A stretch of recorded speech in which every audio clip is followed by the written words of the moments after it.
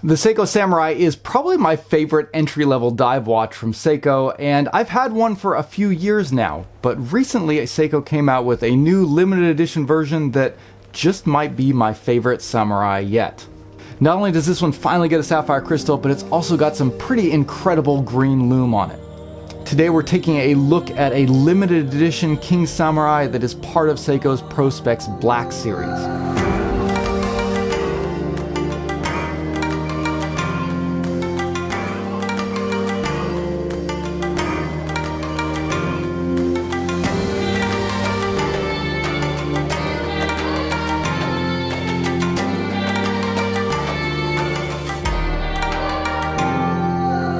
Hey guys, welcome back to Just the Watch. My name's Dave, I live in Japan, and I love to collect affordable watches. And today we're looking at another watch that is kind of a direct consequence of that. I was originally made aware of this watch from Chris over at Watch Chris. He did a preview of it. Great channel for keeping tabs on new things that are coming out. So if you haven't subscribed to him, definitely go check him out. But shortly after seeing his video, I went to check on Japanese Amazon to see what the availability was like, and I found a really great pre-order offer on it, so I pre-ordered it, got it in, and I'm here to take a look at it today.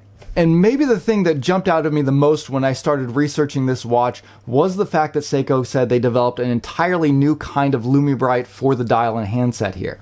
This is a lume paint that has a strong bright green pigment in the daylight, and yet Seiko claims that it lasts just as long, if not longer, than their standard Lume bright that they normally use on their watches. And that's a pretty cool trick if you can pull it off. Normally you can't get that strong of lume once you start to add in colors to the lume in the daylight. So I really want to get my hands on this watch to do a lume test and see how it checks out. Now, as mentioned, this watch is a limited edition version. They do have a JDM model, but there is also an international model available, so you should be able to get your hands on it regardless of where you're at. And while I'm not a big fan of limited edition watches in that like the entire watch model line is limited, I really like what Seiko has been doing recently in releasing limited edition colors or editions of already established models. I think that's just such a cool way to get a really unique watch that is from a model line that you like and really adds to the fun of collecting watches. Now again, the Seiko Samurai is probably my favorite entry-level diver from Seiko. And this sort of affordable tool watch market is one of the areas where Seiko really shines.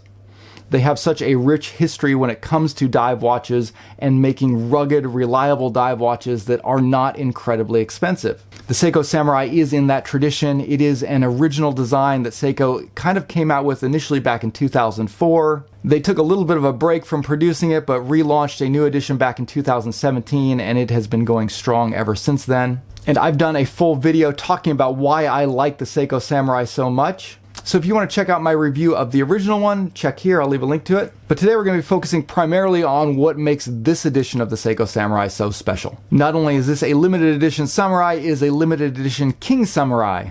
So it contains all of the upgrades that Seiko added into that line, along with some really cool twists in this limited edition version. But first, let's jump in and take a look at these specs and price and see what you're getting.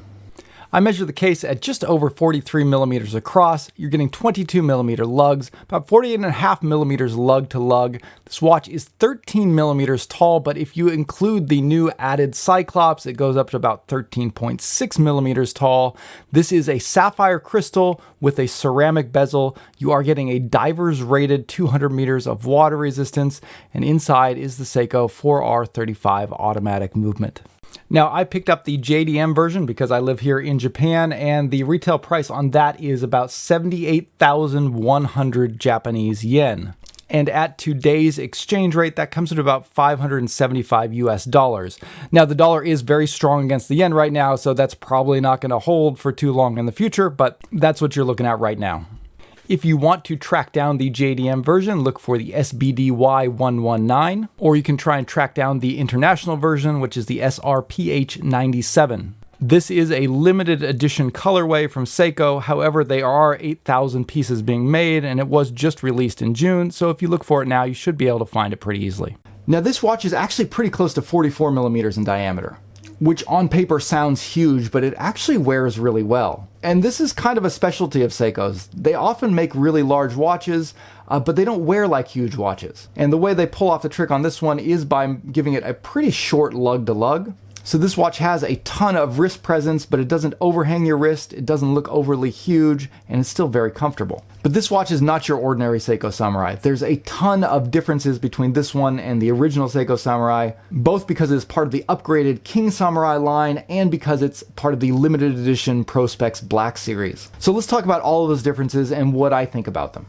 This watch shares the same case, bezel, and crown, as well as the same dimensions as the original Seiko Samurai, but it also includes the upgrades that came with the recently released King Samurai, as it's popularly known, as well as some further changes due to the fact that this is a limited edition, which also features upgraded lume, a blacked out case, and a different strap. Now, given that you can still find the original Samurai for around $350 and this one's going at closer to $600, you're looking at around a $250 premium to get this upgraded model. So, what is Seiko giving you for that $250? First off, probably the most requested change that people have in regards to the Samurai, you are getting a sapphire crystal. And this is my personal favorite upgrade of pretty much the whole kit. While I have never been able to scratch a sapphire crystal before, I can't say the same for Seiko's Hardlex. I have put a few scratches in some of my watches that feature that material. One thing that I don't think as many people asked for is that they also added a Cyclops to the crystal on this one. So you get a little date magnifier at 3 o'clock, which kind of resembles a bead of water sitting on top of the glass. And this is something that I'm personally completely indifferent to. It doesn't really bother me that it's there, but I don't really have any desire to have it there either. I know the looks of these Cyclops dates can be very polarizing. Some people love them, some people hate them. But this one does function very well, and it makes the date very easy to read. Next, another interesting change, you are getting a ceramic bezel insert on this instead of aluminum.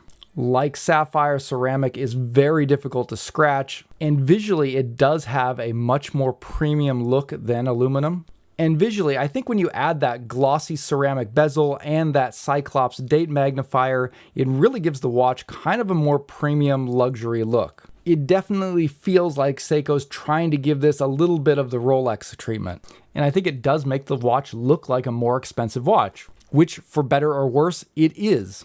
These are premium materials which will extend the longevity of the watch. They look good and they cost more. But this isn't just your standard King Samurai. This is part of the Prospex Black series, and in this limited edition, Seiko has made some pretty cool tweaks to the design. Most obviously, they're going with a blacked out color scheme, so you get a black case, black strap, black hardware on the strap, a black ceramic bezel with gray markings, a very dark gray matte dial, which is contrasted with a very vibrant, very pigmented green handset and green markers.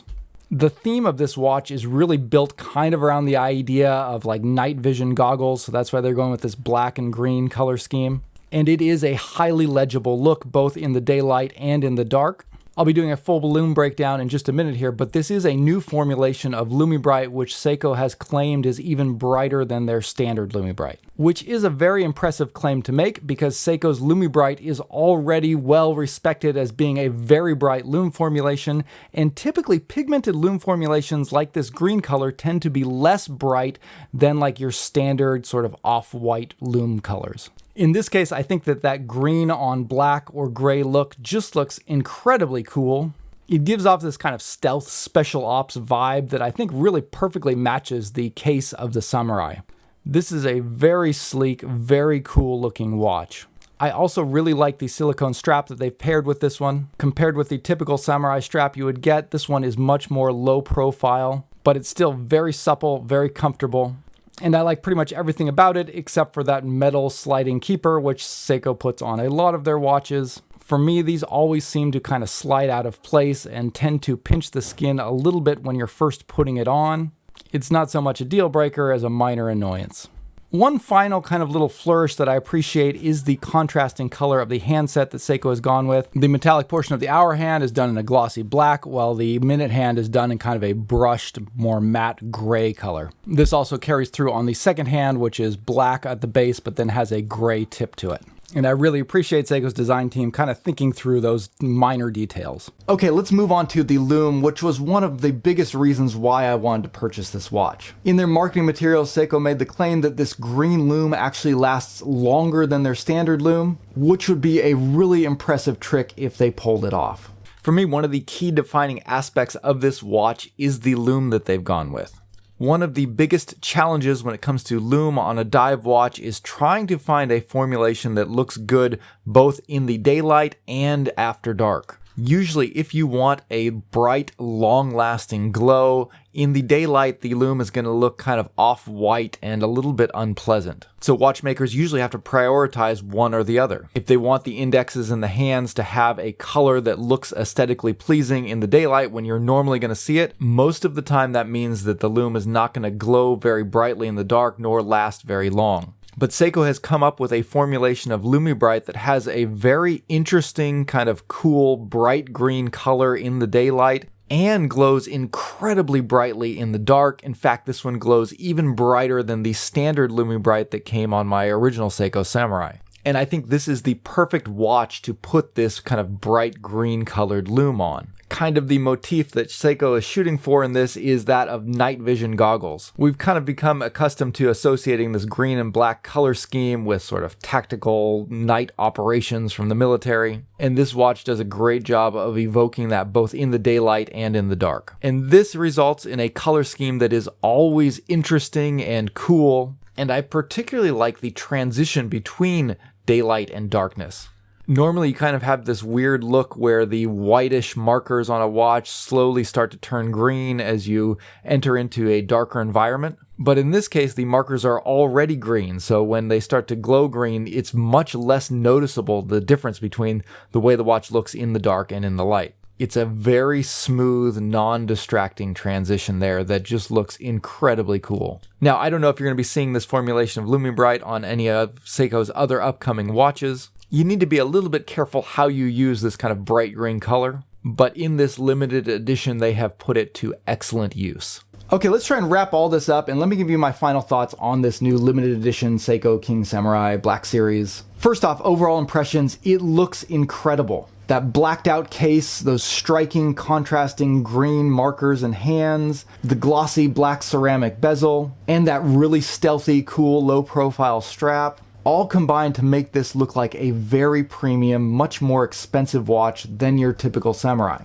And it is a significantly more expensive watch than the Seiko Samurai, but it's still not outrageous compared to what a lot of watches cost. And if you like the style of this watch, I think you'd be hard-pressed to find a better looking, better built one for this price. But I'm still not sure if I prefer it over the original Samurai. The original Samurai had this kind of blue-collar charm to it. It's an affordable dive watch from a renowned brand that meets all of the qualifications of a professional dive watch. This edition of that watch takes all of that and then kind of puts this luxury veneer over the top of it. It has a totally different personality in my opinion, and it's probably going to come down to personal preference whether or not that's something you're going to appreciate.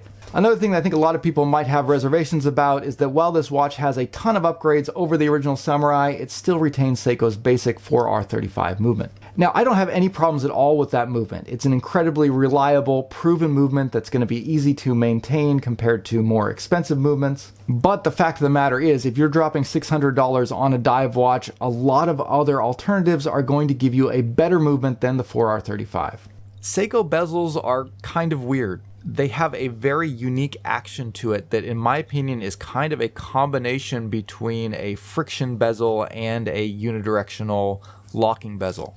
This is a 120 click unidirectional bezel, but the clicks are very soft and very springy. It's very different from the more kind of clicky sort of bezel styles that I see out of micro brands and a lot of Swiss watches. And because of the friction aspect of this bezel, wherever you let go of it, the bezel's pretty much going to stay exactly there. In other words, the bezel is not loose in between the clicks. There's a little bit of tension there. So if you rotate that bezel exactly lined up with the 12 o'clock marker and let go, it will just stay there. But it may not be technically lined up with the clicks or the locks in the bezel action. And that's the case on my watch here. I can line the bezel up exactly at the 12 o'clock, but it's kind of in between the clicks. So if I pull the bezel backwards until I meet the resistance of where that click is, then the bezel will be misaligned.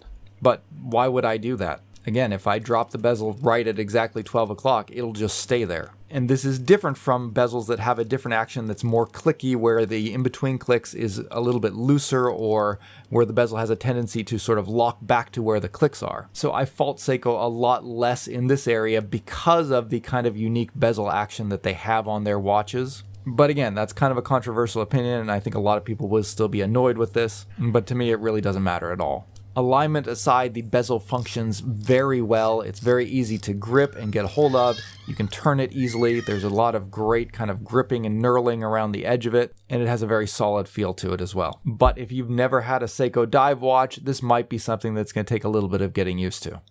Anyways, this all leaves me in kind of a little bit of a dilemma. I'm sitting here kind of torn between which of these two samurais I'm going to keep, whether I stick with my original kind of Pepsi colored one, or if I kind of upgrade to this cool black and green souped up version.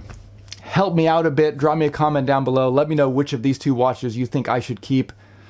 And if you have any particular opinions about anything in this video, drop me a comment, love to talk to you guys and continue the conversation down below. And if you're a fan of the Seiko Samurai, you can pick up this t-shirt in my shop. This is one I actually designed based off of the Lume profile of my original Seiko Samurai. Links to that and more down in the description below. But that will wrap it up for today. Thank you guys for watching, and I'll see you next time. Bye.